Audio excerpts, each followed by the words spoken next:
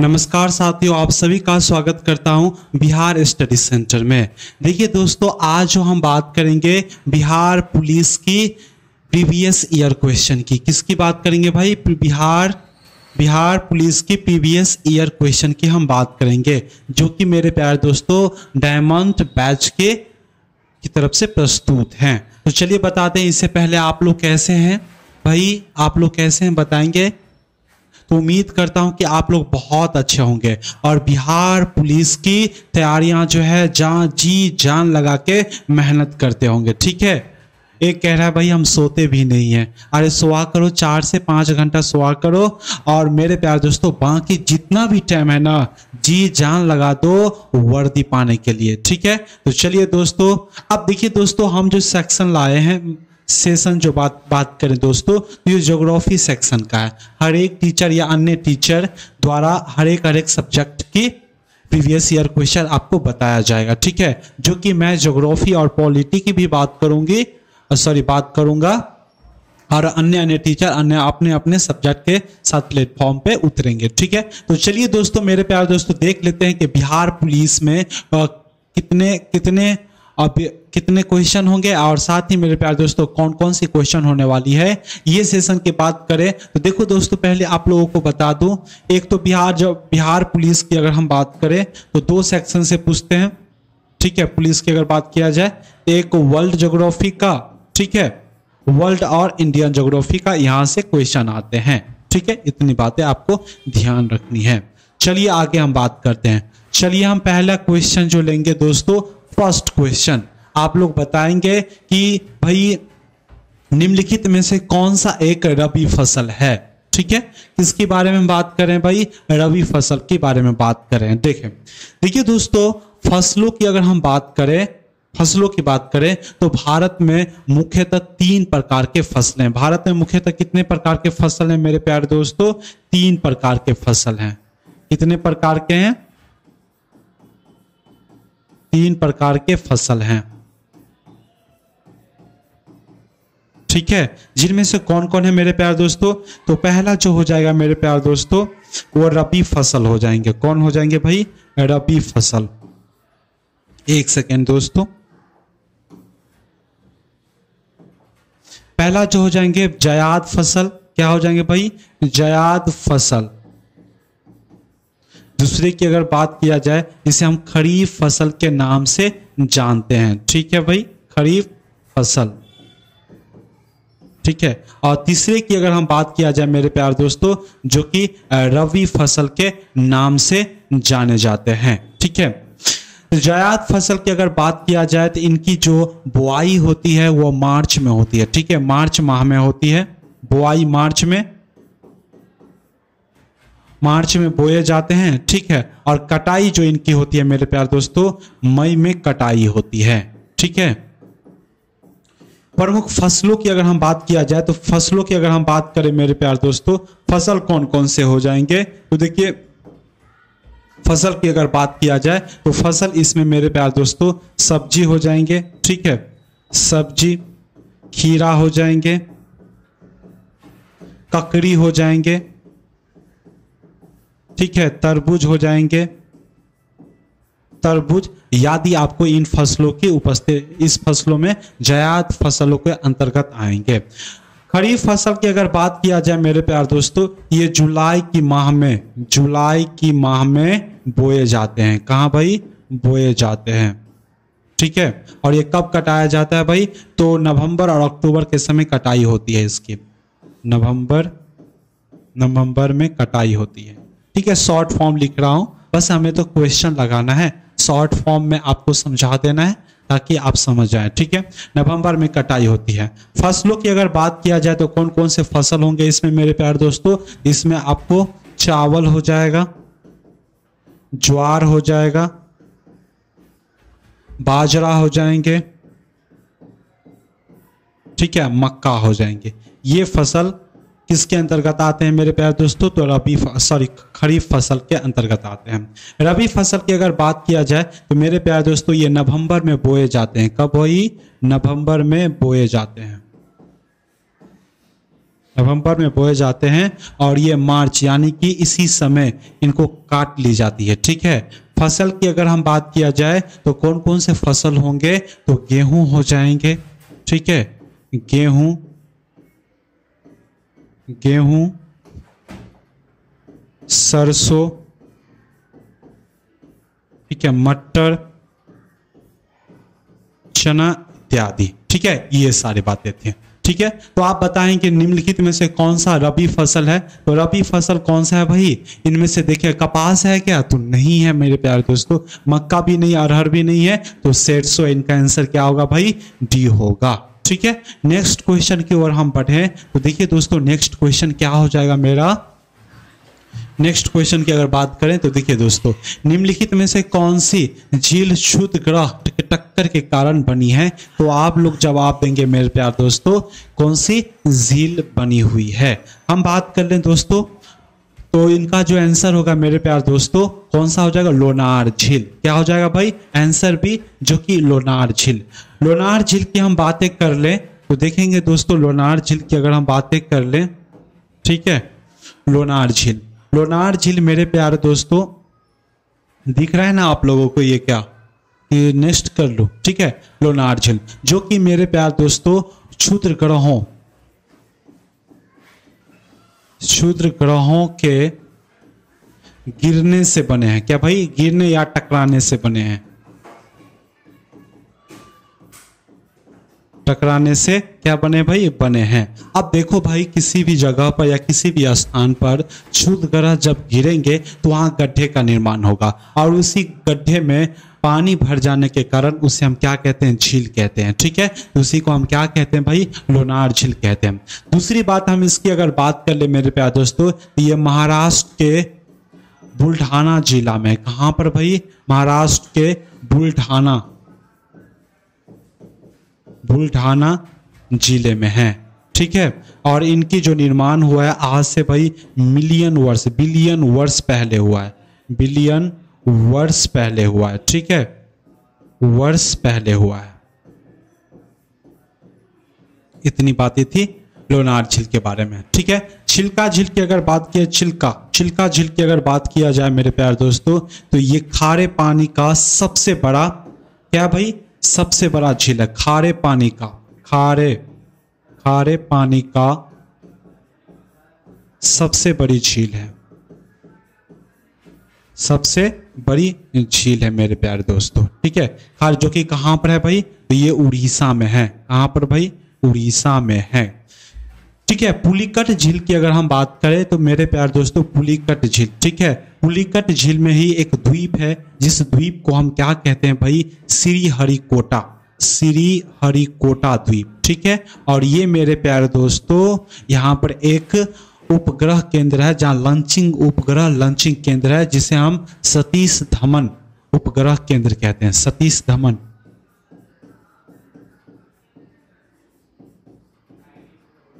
उपग्रह लॉन्चिंग केंद्र है, उपग्रह केंद्र कहते हैं। क्या कहते हैं, उपग्रह केंद्र कहते हैं मेरे प्यारे दोस्तों। क्या यहाँ से क्या होते हैं, यहाँ से मेरे प्यारे दोस्तों उपग्रह को लॉन्चिंग पैड है, इसरो का लॉन्चिंग पैड है, यहाँ से उपग्रह को लॉन्च किया जाता है। कोलेरू झील की अगर हम बात करें मेरे प्यारे दोस्तों, तो ये कृष्णा और गोदावरी, ठीक है, गोदावरी के मुहाने पर है भाई, मुहाने पर है। ठीक है, मुहाने पर है। ये बातें थी इसमें। तो भाई निम्नलिखित में से कौन सा है भाई, लोनार झील है, आपको बता दिया। नेक्स्ट क्वेश्चन की अगर हम बात करें तो देखिए दोस्तों नेक्स्ट क्वेश्चन क्या है। ठीक है, राष्ट्रीय उद्यान जो कि भारत के छत्तीसगढ़ में राज्य में स्थित है। आप लोग बताएंगे कि छत्तीसगढ़ के कौन से जिले में भी उपस्थित है, ये बात करेंगे। और छत्तीसगढ़ में कौन कौन से उद्यान है उनके भी हम बात करेंगे। ठीक है, चलिए छत्तीसगढ़ की बात करें तो कांगार घाटी है मेरे प्यारे दोस्तों। क्या भाई, कांगेर घाटी। क्या भाई, कांगेर घाटी। देखिए दोस्तों छत्तीसगढ़ की अगर बात किया जाए,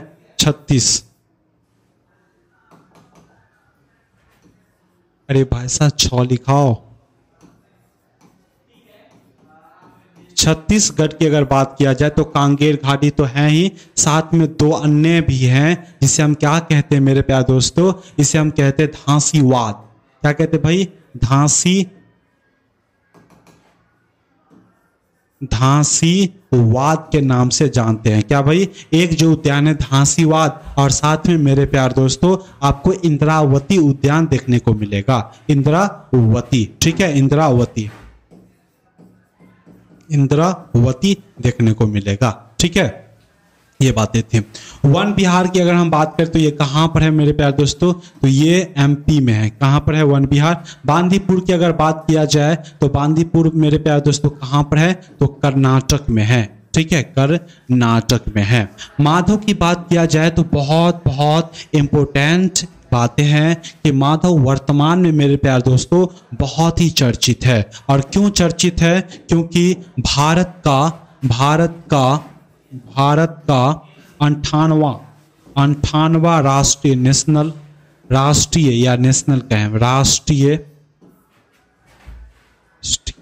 पार्क बना है। क्या भाई? राष्ट्रीय पार्क बना है। ठीक है, तो वर्तमान समय का सबसे चर्चित विषय जो है इसमें मेरे प्यारे दोस्तों माधव है। ठीक है, माधव जो कि मेरे प्यारे दोस्तों भारत का 58वां राष्ट्रीय पार्क है। ठीक है, हम बात करें कि भारत का पहला कौन सा राष्ट्रीय पार्क है या टाइगर रिजर्व कहें तो, ठीक है, 58वां टाइगर रिजर्व है। ठीक है, भारत का पहला कौन था भाई? भारत का पहला राष्ट्रीय नेशनल पार्क या राष्ट्रीय पार्क या नेशनल पार्क की अगर बात किया जाए तो कौन था मेरे प्यारे दोस्तों? आप बताएंगे जिम कार्बोनेट था। क्या भाई? Gym carbonate.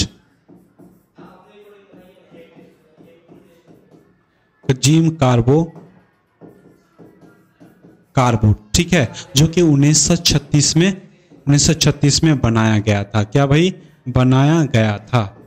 ठीक है, बनाया गया था, जिम कार्बोनेट बनाया गया था। इनका जो पुराना नाम है मेरे प्यारे दोस्तों वह क्या भाई? हेली है। क्या भाई? हेली है, ये भी याद रखेंगे।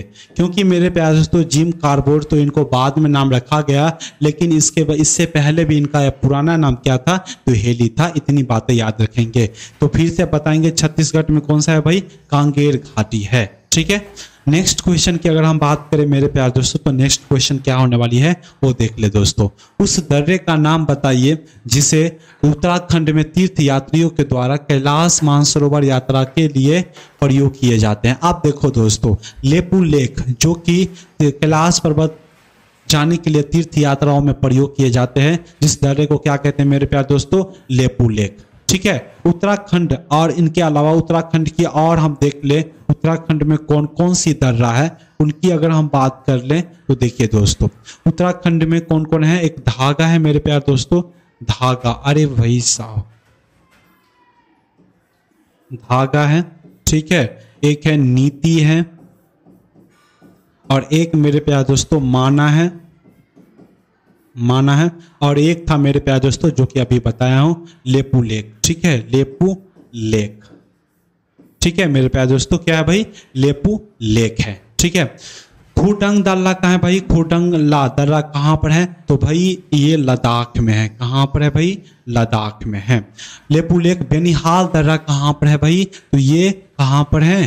तो ये है जम्मू में। ठीक है, जम्मू में। एक बात आपसे बता दूं कि जम्मू वही कहानी हो गई, रामायण खत्म हो गई, सीता कौन है ये पूछ रहे हैं। उसी से फिर से मैं पूछ रहा हूं कि मैंने इन सभी की दर्रे की बात हो गई, लेकिन दर्रा किसे कहते हैं? तो आप लोग कमेंट सेक्शन में बताएंगे कि दर्रा किसे कहते हैं। मैं ही बता देता हूं। ठीक है, दर्रा उसे कहते हैं भाई दो पर्वतों के बीच की आने जाने का पतला रास्ता को हम क्या कहते हैं भाई? दर्रा कहते हैं। तो भाई कौन सी होगी? लेपू लेक, जिसके माध्यम से हम मानसरोवर कैलाश पर्वत तीर्थ यात्रा जाते हैं। नेक्स्ट क्वेश्चन की, अगले क्वेश्चन की अगर हम बात करें मेरे प्यारे दोस्तों, ठीक है, नेक्स्ट क्वेश्चन,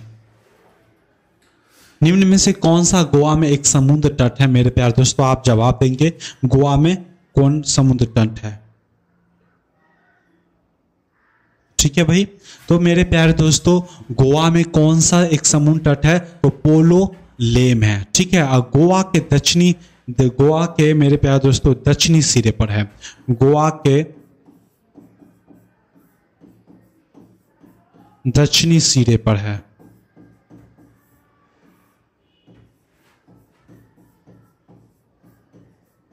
सिरे पर है मेरे प्यारे दोस्तों। गोवा के पालालो क्या भाई, गोवा के दक्षिणी सिरे पर है। ठीक है, गोवा में मेरे प्यारे दोस्तों बताओ दो नदी कौन कौन सी है जो कि काफी फेमस है, तो भाई मांडकी और जुआरी। ठीक है, मांडकी और जुआरी गोवा में प्रमुख या फेमस नदी की अगर हम बात करें, फेमस नदी की अगर हम बात करें तो कौन है भाई, मांडकी, मांडकी और जुआरी। ठीक है, जुआरी, ये याद रखेंगे, मांडकी और जुआरी। कुंडले कहां पर है मेरे प्यारे दोस्तों, तो ये कर्नाटक में है। कहां पर है भाई, कर्नाटक में है। ठीक है, मरीना की अगर बात किया जाए तो भाई ये कहां पर है, तमिलनाडु में है। ठीक है, और वर्कला की अगर बात किया जाए तो ये कहां पर है मेरे प्यारे दोस्तों, केरल में है। और ये मेरे प्यारे दोस्तों यहीं पर एक पेरियार नदियां हैं। ठीक है, पेरियार, पेरी नदियां हैं। जब आपको बिहार दरोगा या सिपाही में भर्ती हो जाता है, आपकी सिलेक्शन हो जाती है, उसके बाद कुछ दिनों का छुट्टी लेना और मेरे प्यारे दोस्तों पेरियार नदी के पास जाना अपनी प्रेमिका या प्रेमी के साथ। ठीक है, बहुत आनंद आएगा। तो ये बातें थी, आपको बताया निम्न में से कौन सा एग्जाम है, तो भाई पालो लेम था। ठीक है, मैं बता दिया। ठीक है, अगली क्वेश्चन की अगर हम बात करें मेरे प्यारे दोस्तों, अगली क्वेश्चन कौन सी है भाई, अगली क्वेश्चन क्या है भाई, अगली क्वेश्चन की हम बात करते हैं। ठीक है, निम्नलिखित में से कौन से दक्षिण भारत का सबसे ऊंची चोटी है, दक्षिण भारत की सबसे ऊंची चोटी कौन है मेरे प्यारे दोस्तों, तो भाई अनाई मुडी है। क्या भाई, अनाई मुडी है। कौन सी है भाई, अनाई मुडी है। क्या भाई, अनाई मुडी है। अनाई मुडी की अगर बात करें मेरे प्यारे दोस्तों तो ये अन्नामलाई की पर्वत पर है। कहां पर है, यही हम बात कर लेता हूं। ये अन्नामलाई की पर्वत पर उपस्थित है। ये अन्नामलाई के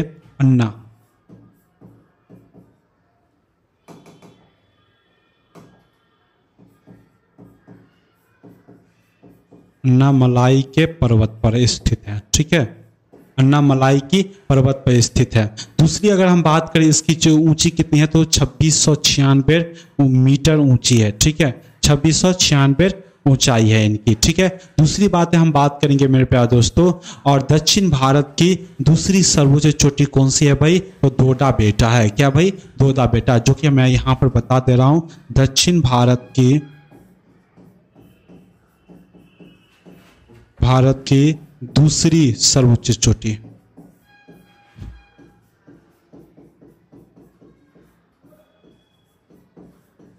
छोटी कौन सी है मेरे प्यारे दोस्तों, दोडा बेटा।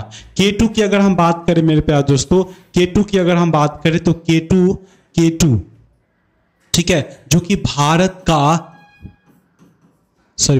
की सर्वोच्च चोटी है। अब देखिए यहां पे आप कंफ्यूज होंगे। देखिए भारत में सर्वोच्च चोटी की बात किया जाए तो भारत की अगर बात किया जाए तो मेरे प्यारे दोस्तों केटू बोला है। भारत में तो कंचनजंगा का नाम लेंगे आप। ठीक है, केटू। ठीक है, जिसकी ऊंचाई मेरे प्यारे दोस्तों भारत में सर्वोच्च चोटी क्या है भाई, केटू। ठीक है, इसे गाडविन आस्टिन के नाम से भी जानते हैं, ऑस्टिन के नाम से भी जानते हैं। इनकी अगर हम बात करें दोस्तों ऊंचाई कितनी है, तो इनकी ऊंचाई है 8611 मीटर है। कितनी है भाई, 8611 मीटर है। और ये कहां पर है मेरे प्यारे दोस्तों, तो काराकोरम श्रेणी पर है, काराकोरम श्रेणी पर है। ठीक है, दूसरी बात करें कौन से क्षेत्र में है मेरे प्यारे दोस्तों, ये पीओ के क्षेत्र में है, यानी कि पाक ऑक्युपाइड स्पेस में है। ठीक है, भारत की सबसे ऊंची चोटी है। ठीक है, ये याद रखेंगे। गुरु शिखर की अगर हम बात किया जाए भाई, गुरु शिखर की अगर हम बात किया जाए तो देखिए दोस्तों ये गुरु शिखर अरावली पर्वत की सर्वोच्च चोटी है।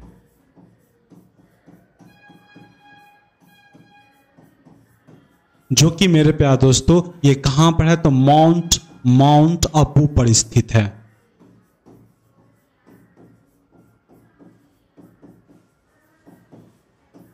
ठीक है, माउंट अबू पर स्थित है। इनकी ऊंचाई कितनी है, तो भाई 1722 मीटर है। अब देखेंगे दोस्तों तो गुरु शिखर की ऊंचाई कितनी है, 1722 मीटर है। अरावली पर्वत की अगर हम बात किया जाए मेरे प्यारे दोस्तों, इसे अवशिष्ट या बूढ़ो पर्वत के नाम से भी जानते हैं। तो इनके आंसर क्या हो गए भाई, अनाई मुडी, जो कि दक्षिण भारत की सबसे ऊंची चोटी है। ठीक है, डोडा बेटा दक्षिण भारत की डोडा बेटा दक्षिण भारत की दूसरी चोटी, और अनाई मुडी जो कि मेरे प्यारे दोस्तों भारत की सर्वोच्च चोटी है। अगले क्वेश्चन की अगर हम बात करें दोस्तों, रामेश्वर शहर किस राज्य में है? रामेश्वर किस राज्य में है? तो भाई ये कौन से राज्य में है मेरे प्यारे दोस्तों? ये जो है मेरे प्यारे दोस्तों तमिलनाडु में है। कहां पर है भाई? तमिलनाडु में है। कहां पर है भाई? तमिलनाडु में है। और ये कौन से द्वीप पर है? तो भाई पंबन द्वीप पर स्थित है। कौन से द्वीप पर? पंबन द्वीप पर स्थित है। ठीक है, याद रखेंगे इतना, ये सब काफी इंपॉर्टेंट हो जाता है। देखो भाई, बिहार पुलिस की अगर हम बात करें ना, तो यहाँ की क्वेश्चन जो होती है वर्तमान समय में कौन सी क्वेश्चन जो है फेमस है या प्रचलित है या चर्चित है, उनको अक्सर एग्जाम में पूछा जाता है। ठीक है, एग्जाम में यही चीजें पूछा जाता है, और खासकर झीलें और द्वीपें, इस सब की तो चर्चा बार बार होती है मेरे प्यारे दोस्तों। तो इनको आप लोग अच्छे तरीके से करना, ताकि कोई भी क्वेश्चन को आप बिना किए हुए ना छोड़ना। ठीक है, अगले क्वेश्चन की अगर हम बात करें दोस्तों, अगले क्वेश्चन की बात किया जाए तो निम्न में से किस राज्य में भारत की गुज्जर व बकरवाल जनजातियां पाई जाती है? गुज्जर और बकरवाल जनजातियां पाई जाती है। ठीक है, गुज्जर और देखिए, गुज्जर की बात करें मेरे प्यारे दोस्तों, गुज्जर और जम्मू कश्मीर में पाई जाती है। कहां पर भाई?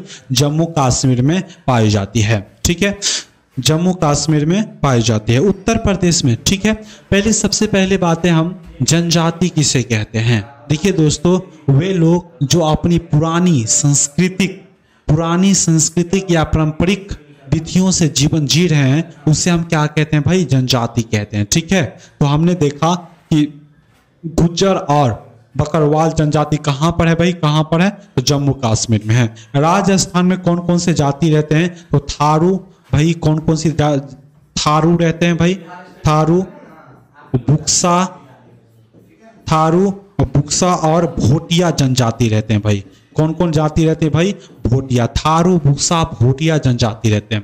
थारू, बुक्सा, भोटिया। ठीक है, राजस्थान की बात किया जाए मेरे प्यारे दोस्तों, तो मीना, गरसिया और कालवेलिया। राजस्थान की अगर बात किया जाए तो ये उत्तर प्रदेश के थे। क्या भी थे? ये उत्तर प्रदेश की जनजाति थी। और राजस्थान की हम बात कर ले तो बीना हो जाएगा मेरे प्यारे दोस्तों, बीना, गरसिया और कालवेलिया। ठीक है, इनको याद रखेंगे। आपको मैं करेक्शन करवा देता हूं। ये जो जनजाति है मेरे प्यारे दोस्तों,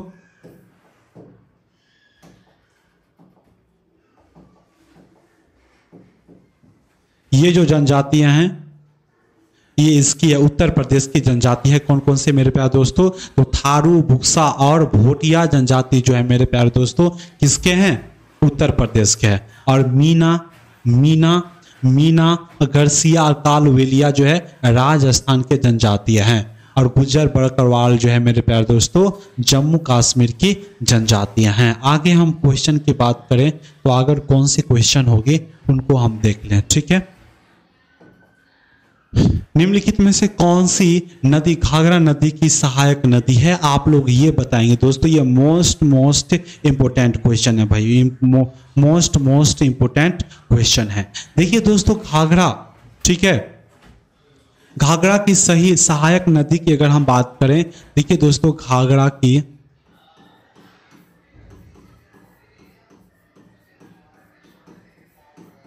सहायक नदी की बात किया जाए तो कौन कौन से हो जाएंगे भाई? सरयू हो जाएंगे। ठीक है, शारदा नदी हो जाएंगे और राप्ती नदी, जो कि मेरे प्यारे दोस्तों इसके सहायक नदियां हैं। किसके? घाघरा के सहायक नदी हैं। ठीक है, सहायक नदी है। गोमती नदी की अगर बात किया जाए दोस्तों, गोमती नदी की अगर बात किया जाए, गोमती जो कि मेरे प्यारे दोस्तों गंगा की सहायक नदी है। ठीक है, और हम बात करें दोस्तों सोन की अगर बात किया जाए तो ये सोन और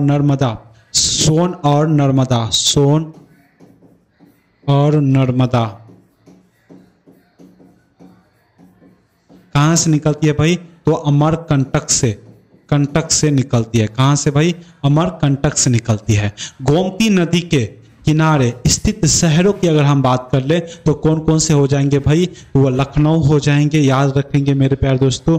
गोमती शहर के स्थित तो कौन कौन हो जाएंगे? लखनऊ, लखनऊ याद रखेंगे, जौनपुर याद रखेंगे, और मेरे पास प्यारे दोस्तों सुल्तानपुर, सुल्तानपुर याद रखेंगे। ठीक है, और ये क्वेश्चन एग्जाम में जो है मेरे प्यारे दोस्तों बार बार पूछे जाते हैं कि किन नदियों के किनारे कौन से शहर स्थित हैं, इनको आप जरूर याद करिएगा। ठीक है, तो हमने क्या बताया दोस्तों, घाघरा की कौन सी नदी है? तो सरयू नदी, जिसकी सहायक नदी है, इनकी हम बातें कर रहे थे। ठीक है, चलिए हम अगले क्वेश्चन के हम बारे में बात करें। भारत का उष्णकटिबंधीय वन शोधन संस्थान कहाँ पर है मेरे प्यारे दोस्तों? तो जबलपुर में है। भारत का उष्णकटिबंधीय वन शोध संस्थान कहाँ पर है? तो भाई जबलपुर में है। क्या भाई? जबलपुर में है। उकाई बांध किस नदी पर स्थित है? दोस्तों उकाई बांध की अगर बात किया जाए तो किस नदी पर है? उकाई बांध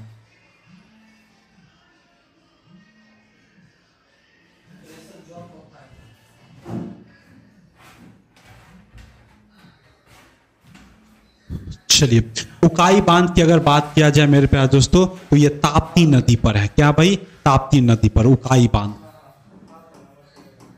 उकाई बांध कहां पर है भाई? तो ये है ताप्ती नदी पर, ताप्ती नदी पर स्थित है। ठीक है, ताप्ती नदी पर स्थित है। ठीक है, माही नदी की अगर हम बात करें मेरे प्यारे दोस्तों, माही नदी की बात किया जाए तो ये कर्क रेखा को 2 बार काटती है। कर्क रेखा को 2 बार काटती है।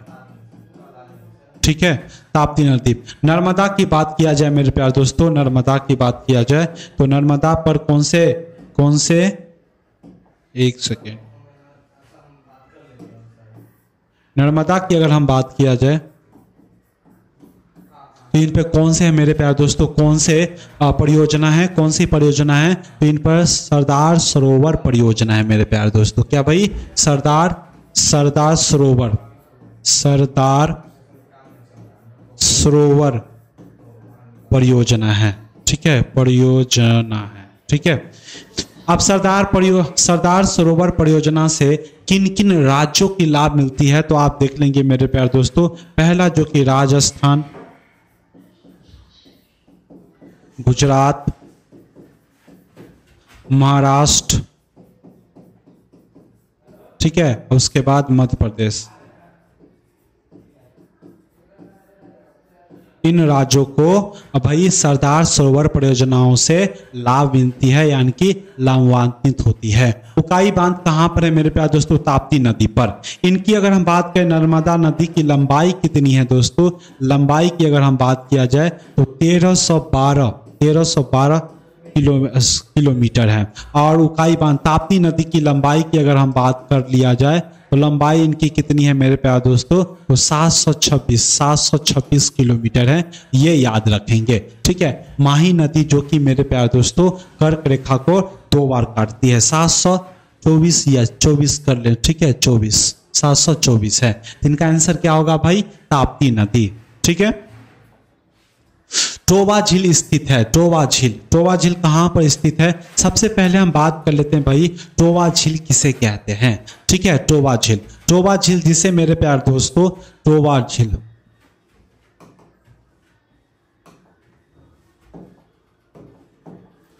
झील जो कि मेरे प्यारे दोस्तों एक क्रेटर झील है। क्या भाई? क्रेटर झील है।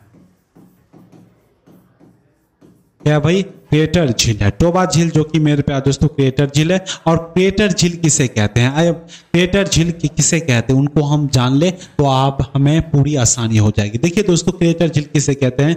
जब मैग्मा पृथ्वी की सतह से बाहर आते हैं उसे हम ज्वालामुखी कहते हैं। यानी कि ये पृथ्वी की सतह है तो ये मैग्मा इस छिद्र से आते हैं। ठीक है, और ये इस तरह से ये अपनी मैग्मा गिराते हैं। ठीक है, ठीक है। और जिस छिद्र से आते हैं मेरे प्यारे दोस्तों, मैग्मा जिस छिद्र से आते हैं उसे हम क्या कहते हैं, उसे हम मैग्मा छिद्र के नाम से जानते हैं।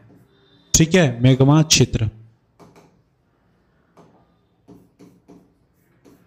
मैग्मा छिद्र के नाम से जानते हैं। ठीक है, ठीक है। कुछ समय के पश्चात या कुछ महीनों के पश्चात ये क्या हो जाती है भाई, सूख जाती है या सुसुप्त हो जाती है, या तो हम बोले सुसुप्त, सुसुप्त ज्वालामुखी, सुसुप्त ज्वालामुखी। ठीक है, ज्वालामुखी। और सुसुप्त ज्वालामुखी में क्या होता है मेरे प्यारे दोस्तों, ये छिद्र जो होती है, मैग्मा जो है आना जाना बंद हो जाती है, और बंद हो जाती है उन्हीं कारण से क्या बन जाती है, ये छिद्र ये वाला जो भाग है, इस छिद्र या गड्ढे में क्या हो जाता है, पानी भर जाते हैं। ठीक है, और पानी भरने के कारण इसे हम क्या कहते हैं भाई, क्रेटर झील के नाम से हम जानते हैं, क्रेटर झील के नाम से हम जानते हैं। ठीक है, जो कि मेरे प्यारे दोस्तों सुमात्रा में है। क्या है भाई, सुमात्रा में है। क्रेटर झील, टोबा झील मेरे प्यारे दोस्तों की दुनिया की सबसे बड़ी क्रेटर झील है। क्या भाई, इनको याद रखेंगे आप, क्रेटर झील है। आप देखिए दुनिया की सबसे बड़ी, छोटी, ये सब आप याद रखेंगे ही। ठीक है, याद रखेंगे। तो हमने बताया कि दुनिया की सबसे बड़ी क्रेटर झील कहाँ पर है भाई, सुमात्रा। सुमात्रा किसका द्वीप है, आप लोग कमेंट में बताएंगे दोस्तों, सुमात्रा किसका द्वीप है, आप लोग कमेंट में बताएंगे। ठीक है, निम्न में से कौन सा बांध स्वर्ण रेखा नदी पर बनाया गया है। ठीक है, कौन सा बांध बनाया गया है, निम्न में से कौन सा बांध जो है स्वर्ण रेखा नदी पर बनाया गया है, तो आप बताएंगे भाई चंडिल बांध। क्या भाई, चंडिल बांध, जो कि मेरे प्यारे दोस्तों कहां पर बनाया गया है, स्वर्ण रेखा नदी पर बनाया गया है। कुछ याद रखेंगे, कुछ बातें याद रखेंगे। दामोदर नदी पर कौन कौन से बांध बनाए गए हैं मेरे प्यारे दोस्तों, आप याद रखेंगे, क्योंकि ये एग्जाम में अक्सर पूछे जाते हैं और जिन कारण से आपको याद रखना पड़ेगा। ठीक है, दामोदर की बात किया जाए तो यहाँ पे पंचेल बांध बनाए गए हैं। क्या भाई, पंचेल बांध बनाए गए हैं, पंचेल बांध गए हैं। ठीक है, नर्मदा की अगर बात किया जाए या झेलम की अगर बात किया जाए तो झेलम में कौन से बांध है मेरे पे, कौन सी परियोजना है, तो भाई तुलबुल परियोजना है। क्या भाई, तुलबुल, आपको याद भी करवा दे रहा हूं, तुलबुल परियोजना के नाम से जानते हैं। ठीक है, और एक मेरे प्यारे दोस्तों चिनाब पर भी काफी पूछे जाते हैं। चिनाब पर कौन कौन से है मेरे प्यारे दोस्तों, सलाल है, एक सलाल है। ठीक है, और एक जो है मेरे प्यारे दोस्तों बगली हार है। ठीक है, बगली हार है, इनको आप याद रखेंगे। ठीक है, बगली हार है। देखिए दोस्तों, फिर से आपको बता दूं, निम्नलिखित में से स्वर्ण रेखा नदी पर कौन कौन से बांध हैं, कौन बांध है मेरे प्यारे दोस्तों, चंडिल है। वही कुछ हम बात कर लें, एग्जाम के पॉइंट ऑफ व्यू से इंपोर्टेंट हो जाता है मेरे प्यारे दोस्तों, जो कि दामोदर नदी पर कौन से बांध है, पंचेल बांध है, झेलम पर तुलबुल बांध परियोजना है। ठीक है, चिनाब पर सलाल और बगलीहार परियोजना है, इनको आप याद रखेंगे। ठीक है, विश्व ओजोन दिवस कब मनाया जाता है मेरे प्यारे दोस्तों, तो वह 16 सितंबर में मनाया जाता है। ठीक है, और कहां पे मनाया जाता है, तो मॉन्ट्रियल प्रोटोकॉल के अंतर्गत इसे किया गया था। ठीक है, मॉन्ट्रियल। अरे भाई साहब, बहुत परेशानी होती है, लेकिन क्या बताऊं। एक सेकेंड दोस्तों, एक सेकेंड रुक जाओ।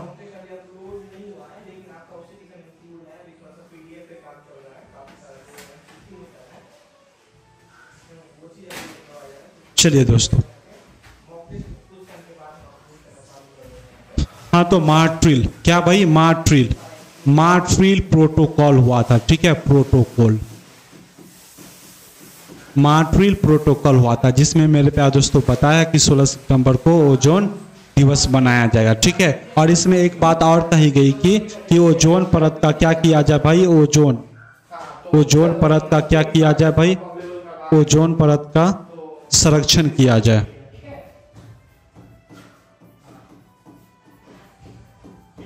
संरक्षण की भी बात की गई है। ठीक है, बात की गई है, ये बातें थी। कब मनाया जाता है भाई, 16 सितंबर को मनाई जाती है। चलिए, कोटेश्वर जल विद्युत परियोजना किस नदी पर स्थित है? कोटेश्वर जल विद्युत परियोजना किस नदी पर है? तो मेरे प्यारे दोस्तों ये भागी नदी पर है। ठीक है, क्या पर है भाई? भागी नदी पर है। ठीक है, भागीरथी नदी पर है मेरे प्यारे दोस्तों। ठीक है, कोटेश्वर भागीरथी नदी पर है। और ये मेरे प्यारे दोस्तों आप बताएंगे भागीरथी नदी प्लस अलकनंदा जो है अलग मिलके कौन सा प्रयाग बनाती है? अलकनंदा मिलके कौन सा प्रयाग बनाते हैं मेरे प्यारे दोस्तों? आप इनका जवाब देंगे। ठीक है, इनका जवाब देंगे। ठीक है, तो कौन सी प्रयाग बनाते हैं मेरे प्यारे दोस्तों? तो देव प्रयाग का निर्माण होता है, देव प्रयाग के नाम से जाने जाते हैं। ठीक है, दामोदर नदी की अगर हम बात करें तो आपको बताया दामोदर जो कि छोटा नागपुर की सबसे बड़ी नदियां हैं। ठीक है, वहीं गोमती नदी की अगर बात करें, दामोदर की अगर बात किया जाए तो ये छोटा नागपुर का सबसे बड़ी नदी है।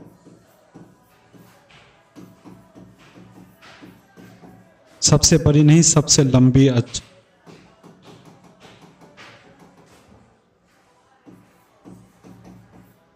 लंबी नदी है मेरे प्यारे दोस्तों। गोमती की बात किया तो गंगा की एकमात्र सहायक नदी है, गंगा की एकमात्र सहायक नदी। ठीक है, और कोसी की बात किया जो कि गंगा की भी सहायक नदी है। ये बातें थी। ठीक है, दामोदर नदी, ये बातें थी। तो हमने देखा, आगे बात करें दोस्तों, आगे की बात करें, निम्न में से कौन सा वायुमंडलीय परत रेडियो संचार के हैं? तो ये बात करेंगे मंडल की। ठीक है, भारत के किस राज्य में स्थानांतरित खेती की बरिंगा के नाम से जाना जाता है? भाई किसके नाम से जाना जाता है? बरिंगा के नाम से जाना जाता है।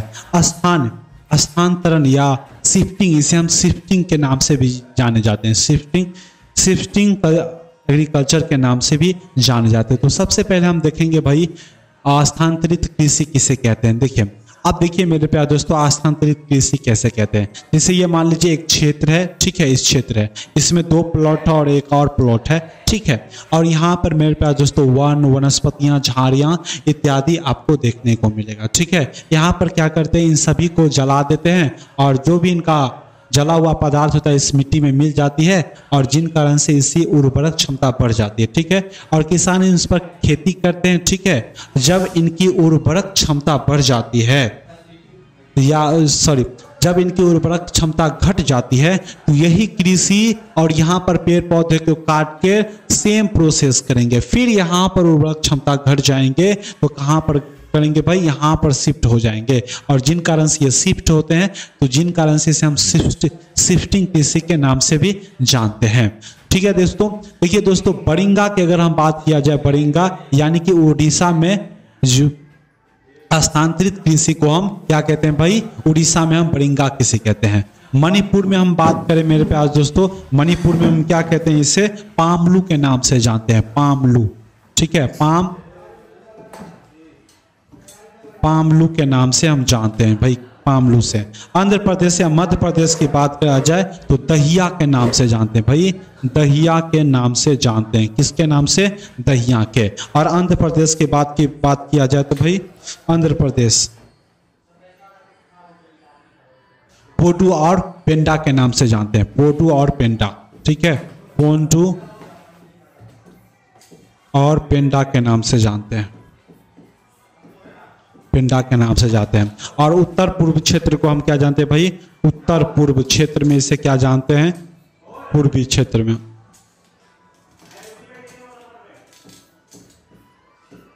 उत्तर पूर्वी क्षेत्रों में हम इसके किस नाम से जानते हैं? इसे मेरे प्यारे दोस्तों झूम खेती के नाम से जानते हैं। तो इतनी बातें आप याद रखेंगे, झूम खेती के नाम से जानते हैं, इतनी बातें आप याद रखेंगे। ठीक है, इतनी बातें। ठीक है,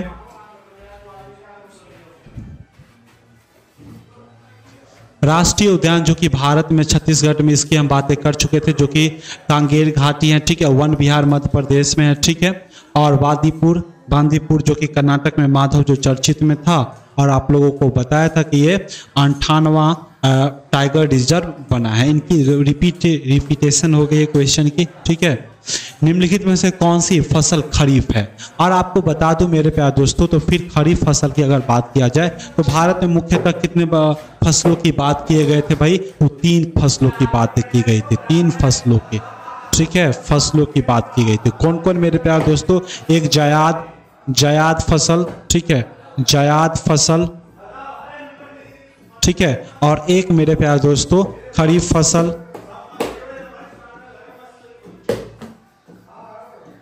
ठीक है, और एक मेरे प्यारे दोस्तों रबी फसल, ठीक है। रबी फसल में हमने क्या बताया था? जायद फसल में हम क्या बताया था कि मार्च महीने में इनकी बुआई होती है और मई महीने में इनकी कटाई होती है।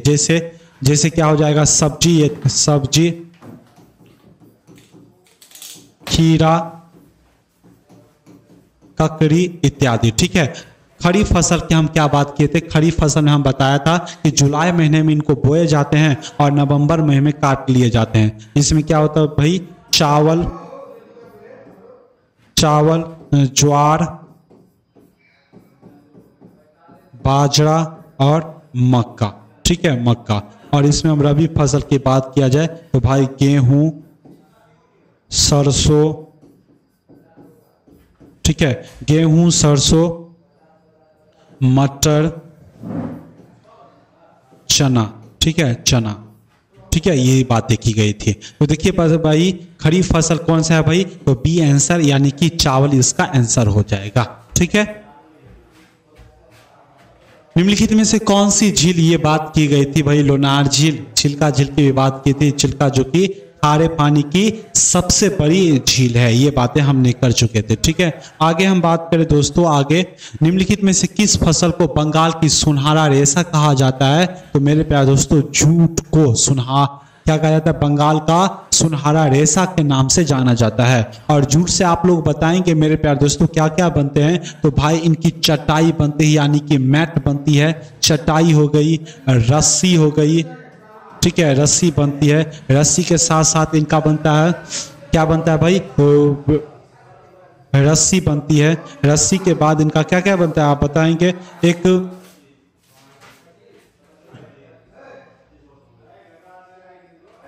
सूत भी बनता है और कालीन भी बनता है। सूत और कालीन भी बनता है, ठीक है, कालीन, इसको याद रखेंगे, कालीन बनते हैं, इतनी बातें याद रखेंगे। आगे की अगर बात किया जाए, सबसे अधिक संख्या वाला जो है मेरे प्यारे दोस्तों, इनको छोड़ो, ये वर्ल्ड ज्योग्राफी के, भारत के निम्नलिखित में से किस राज्य में सोने की भंडार है? सोने की भंडार की अगर बात किया जाए तो इसी से प्रेरित होकर KGF मूवी आई है, ठीक है। आप सोने की सबसे अधिक भंडार जो है मेरे प्यारे दोस्तों वो कर्नाटक में है। कर्नाटक में मेरे प्यारे दोस्तों एक कोलार खान है मेरे प्यारे दोस्तों, और एक हट्टी खान है, ठीक है, हट्टी, कोलार और हट्टी खानों में मिलता है, ठीक है। वहीं पे आंध्र प्रदेश के अनंत जिले में भी मिलता है। कहाँ भाई? अनंत जिले में मिलता है, अनंत जिले में उपस्थिति है, लेकिन कम मात्रा में पाए जाते हैं, जो कि मेरे प्यारे दोस्तों रामगिरी खान में मिलते हैं। कहाँ भाई? रामगिरी खान में सोने की प्राप्ति होती है, ठीक है। कोलार और हट्टी जो कि मेरे प्यारे दोस्तों कहाँ पर है? कर्नाटक में है, कोलार और हट्टी, ठीक है, इसको याद रखेंगे। कर्नाटक को मेरे प्यारे दोस्तों ऐसे सोने की भूमि के नाम से भी जाने जाते हैं। सोना, यह सोने वाले भूमि नहीं भाई, सोने टकिया लगा के सोने वाला नहीं, सोना यानी कि गोल्ड, सोना की भूमि कहते हैं, ठीक है, इसको भी याद रखेंगे। आगे हम बात करें, टाटा आयरन एंड स्टील की स्थापना कब हुई थी मेरे प्यारे दोस्तों? तो ये आंसर होगा इसका 1907, जो कि 26 अगस्त को हुई थी। आगे की अगर हम बात करें दोस्तों, निम्नलिखित में से कौन सा भारत का सबसे बड़ा बिटुमिनस कोयला क्षेत्र है? बिटुमिनस कोयला क्षेत्र की अगर हम बात करें मेरे प्यारे दोस्तों, बिटुमिनस कोयला या कोयले क्षेत्र की अगर हम बात करें, एक कोयले क्षेत्र की बात किया जाए तो कोयले कितने प्रकार के होते हैं? कोयले 4 प्रकार के होते हैं भाई। कोयले कितने प्रकार के होते हैं? कोयले 4 प्रकार के होते हैं। कौन कौन होते हैं? 4 प्रकार के होते हैं, ठीक है। कोयला पहला जो कि हम बात करें दोस्तों, एंथ्रासाइट, ठीक है। दूसरी की अगर हम बात किया जाए तो उसे हम क्या कहेंगे भाई? पिट कहेंगे, पीठ। तीसरी की अगर हम बात किया जाए तो लिग्नाइट कहेंगे, ठीक है, लिग्नाइट। और चौथी की अगर बात करें तो बिटुमिनस, बिटुमिनस, ठीक है। अब देखिए दोस्तों, कोयले में कार्बन, जिस कोयले में कार्बन की मात्रा अधिक रहेगी उस कोयले को उतनी ही अच्छी मानी जाएगी, ठीक है। जिसमें से मेरे प्यारे दोस्तों एंथ्रासाइट में कार्बन की मात्रा अधिक होती है, ठीक है, और जिन कारण से इसे अच्छी किस्म की भी कोयला की जाती है। पीट को मेरे प्यारे दोस्तों निम्न कोटि की कोयला कहा जाता है क्योंकि यहाँ पे कार्बन की मात्रा बहुत कम होती है, ठीक है। लिग्नाइट की अगर बात करते हैं इसे भूरा कोयला के नाम से जानते हैं, भूरा कोयला के नाम से जानते हैं, ठीक है। आगे बात करें बिटुमिनस, जो कि मेरे प्यारे दोस्तों भारत के सर्वाधिक क्षेत्रों में मिलता है, भारत में सर्वाधिक मात्रा में मिलता है, ठीक है। जो क्या हो जाएगा मेरे प्यारे दोस्तों, बिटुमिनस, जो कि मेरे प्यारे दोस्तों झरिया में मिलता है, ठीक है। बिटुमिनस जो कि भारत के सर्वाधिक क्षेत्रों में मिलता है। अगले क्वेश्चन की अगर हम बात करें दोस्तों, अगले क्वेश्चन के, तो केरल में समुद्री तट की रेत में भरपूर मात्रा में क्या पाया जाता है भाई, तो केरल में थोरियम पाया जाता है, थोरियम, इसको याद रखेंगे, ठीक है, थोरियम। अगली बात करें दोस्तों तो आप देखेंगे भाई झारखंड के राज को जादू गुंडा या जादू गोरा हो जाएगा, ठीक है, नामक स्थान के लिए जाना जाता है। तो मेरे प्यारे दोस्तों ये इसके लिए तो यूरेनियम के लिए जाना जाता है, ठीक है। अगले हम क्वेश्चन की अगर बात किया जाए दोस्तों, अगले भारत के भौगोलिक क्षेत्रों में बांटा गया है, तो भारत को कितने भौगोलिक क्षेत्रों में बांटा गया है आप बताएंगे मेरे प्यारे दोस्तों। तो चलिए हम देख लेते हैं कि कितने भागों में इनको बांटा गया। पहला जो कि मेरे प्यारे दोस्तों भारत का उत्तर पर्वतीय माला, ठीक है,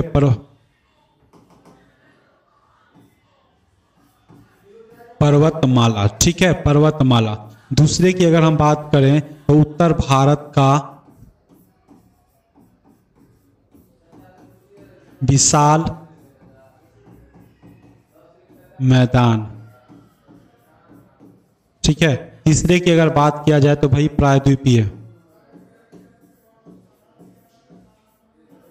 प्रायद्वीपीय पठार, ठीक है, क्या भाई, प्रायद्वीपीय पठार। चौथे की अगर बात किया जाए तो मरुस्थलीय